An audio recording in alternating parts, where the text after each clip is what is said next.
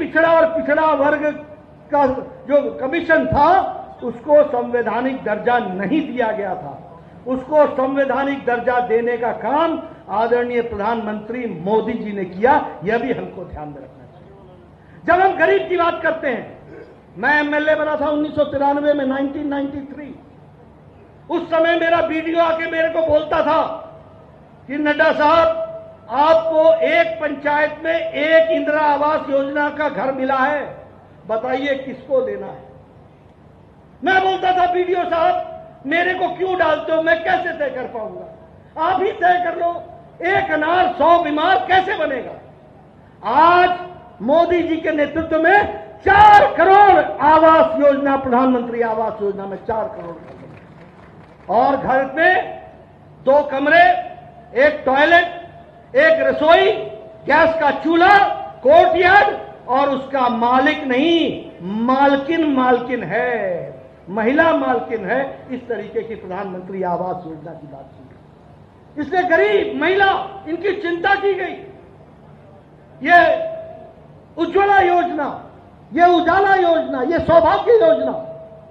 मैं जमीन की बात बोलता हूं। सौभाग्य योजना में बिजली लगती थी। जब मैं एमएलए था तो मेरे पास गांव में लोग आते थे। पंजाब में मुझे मालूम नहीं, हमारे यहां पालंगरी बोलते हैं।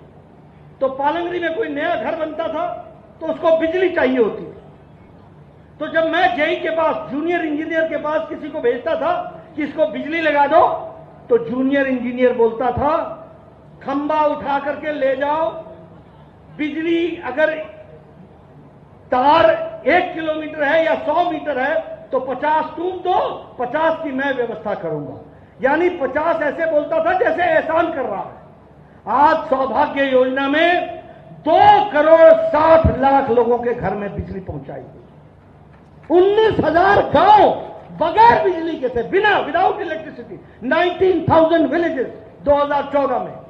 आज 2023 क्या, 2019 में ही ये 19,000 गांव को बिजली से युक्त कर दिया गया है। ये काम।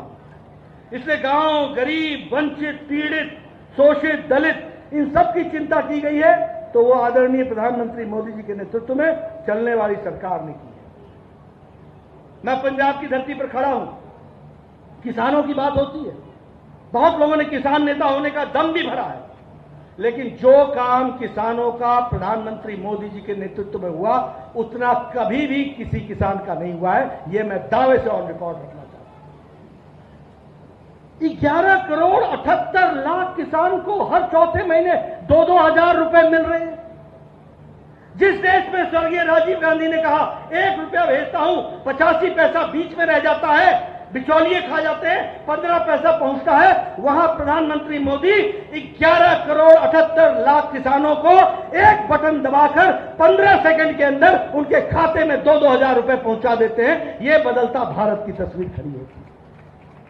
प्रधानमंत्री फसल बीमा योजना, ईच ड्रॉप मोर क्रॉप, नीम कोटेड यूरिया, एमएसपी का रेट बढ़ाना और एमएसपी की खरीदी को बढ़ाना, रिकॉर्ड खरीदी करना, ये कब हुआ? ये ईच ड्रॉप मोर क्रॉप में ये जो जिस तरीके से इरिगेशन का काम हुआ है वो कभी पहले नहीं हुआ था। और यही नहीं, अन्य स्कीमों को भी चला करके किसानों के भले के लिए हमेशा काम किया, तो आदरणीय मोदी जी ने किया है। अगर मैं पंजाब की बात करूं, आप बताइए 1984 में सिख राइट्स हुए थे, 1984। एक व्यक्ति जेल नहीं गया था, एक व्यक्ति जेल नहीं गया था। एसआईटी लगाकर, केस बनाकर अगर जेल में डालने का काम किया तो आदरणीय प्रधानमंत्री मोदी जी ने करके दिया। करतारपुर कॉरिडोर इतने सालों से रुका हुआ था, काम नहीं हो रहा था। करतारपुर कॉरिडोर भी खोलने का काम आदरणीय मोदी जी ने किया। ये आपको मालूम होगा कि गुरुद्वारे में लंगर पर जीएसटी का विषय था। लोग पूछा करते थे, इसका कुछ चल हो नहीं रहा था।